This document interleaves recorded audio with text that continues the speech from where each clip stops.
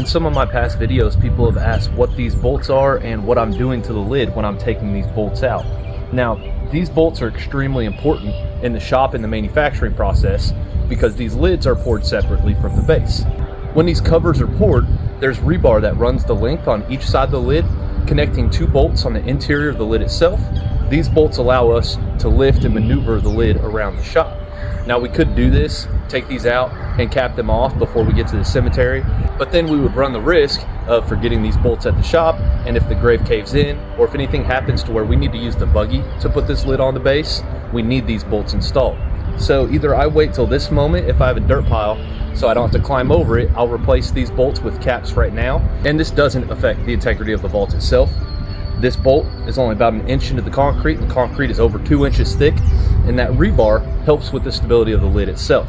So this hole drilled in the top, when it's capped off, these bolts and that rebar does not affect the seal on the interior of the vault because the interior liner is still fully intact. The bolt does not go all the way through, and the interior liner and the interior butyl adhesive is what seals the vault. The outer protective layer is just a secondary form of protection from the outside elements, and it's also an aesthetic appeal with this gray simulated granite throughout the entire Aegean vault that we have here today.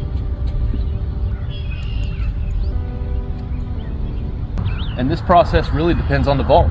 With this Trigard Aegean, when we order the parts to pour these vaults and manufacture them in the shop, these caps are included. With vaults like the stainless steel triune, the bronze triune, with vaults like the Wilbert Venetian, those vaults don't have a cap per se because the exterior cover is concrete.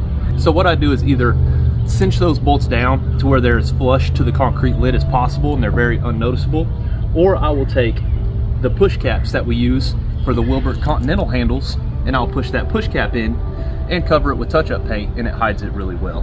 But this is pivotal. We have to have these bolts in here just to make sure that we can roll out the vault while we're in the shop, and also if we need to maneuver the lid around with the buggy, as you've seen in some of my false setup videos, we have to have those bolts or it would be next to impossible to be able to move this vault lid around, especially on a Trigard lid. These Trigard lids are substantially heavier than a Wilbert lid because they are so much taller, and the weight on a Trigard burial vault is almost equal for the base and the lid. So this lid is just shy of the weight of the base. If I had to guess the weight of the lid versus the base, a Trigard Aegean weighs in around 2,200 pounds. So if I had to make an assumption, the base would probably be around 1,200 pounds and the lid would be about 1,000 pounds. It's different on a Wilbert burial vault. They are slightly heavier. So a Wilbert vault is 2,600 pounds, give or take, depending on the model. And that lid would be around 1,000 pounds with the base being more 1,500 pounds. So there's a lot more of a weight differential on a Wilbert vault than a Trigard. Now, I've been a Wilbert guy for almost 10 years. We just started servicing Trigard burial vaults and manufacturing them, and they're a high quality vault as well. The only difference, the main difference that I can find between the two styles of vaults, the Wilberts are just slightly heavier, not that big of a difference, a couple hundred pounds give or take on the model. And the Trigard seal is just ever so slightly different. The seal on a Trigard lid is wider but slightly shallower, and a Wilbert lid is deeper and slightly skinnier. So I don't know, over the course of the years, these have a very similar warranty practice as Wilbert burial vaults do, and I don't have a strong opinion as to whether Wilbert or Trigard would be better. In my opinion, it's mostly aesthetics. So I would prefer this blue granite style of Aegean over a Wilbert gray tribute. I think this vault just aesthetically, with the ridges on the top and the concrete apex top, this vault just seems just a little bit more solid. But when it comes to the metals, I'm Wilbert all the way. The Trigard metals are absolutely gorgeous. I've done a couple bronzes. I haven't done a stainless yet.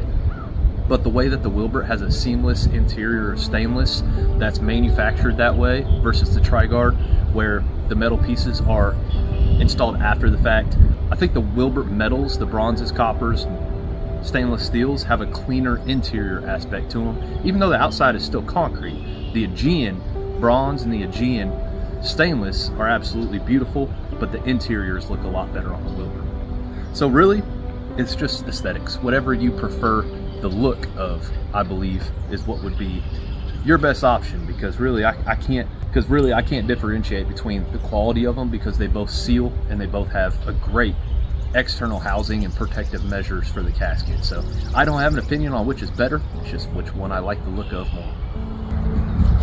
That being said, if I had to choose between a Wilbert Monticello and a Trigard Estate, which are basically the same exact vault, it's a concrete vault, lined interior, single paint color on the exterior, I would choose the Trigard just because the base is lighter to crank up after the service is completed. That's the only factor I can think of.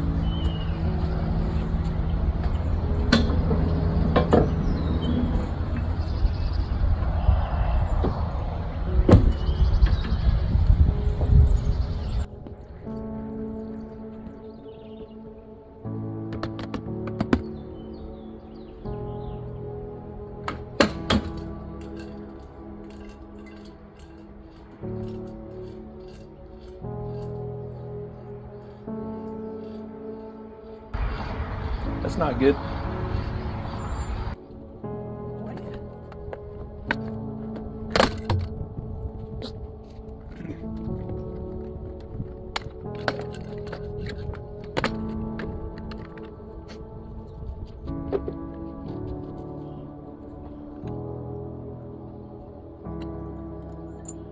Well, it's not enough to just know how to use the equipment, but for somebody who's out every single day, this equipment really does take a beating, and we have to know how to put things back together in situations like this.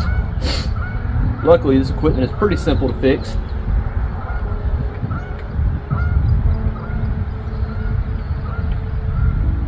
Over the weeks and months of driving hours in each direction, this equipment just gets jostled around in the truck. Bolts come loose, gearing comes undone, and things just need to be gone through from time to time.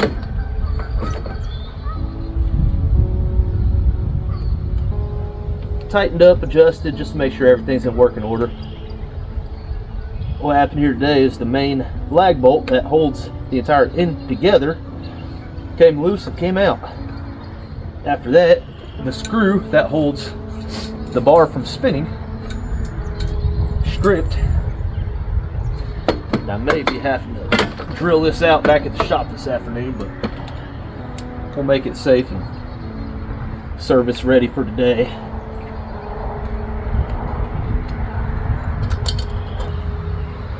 And it never fails. Every winter my equipment gets beat up, whether it be from the rain and snow, from services where things just get tossed around by grave diggers trying to help out with the teardown process.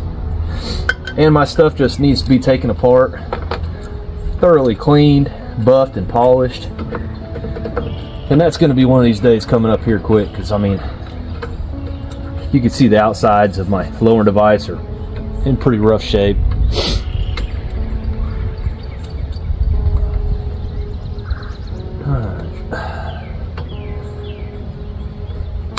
Let's see if I got the right size wrench for that or not.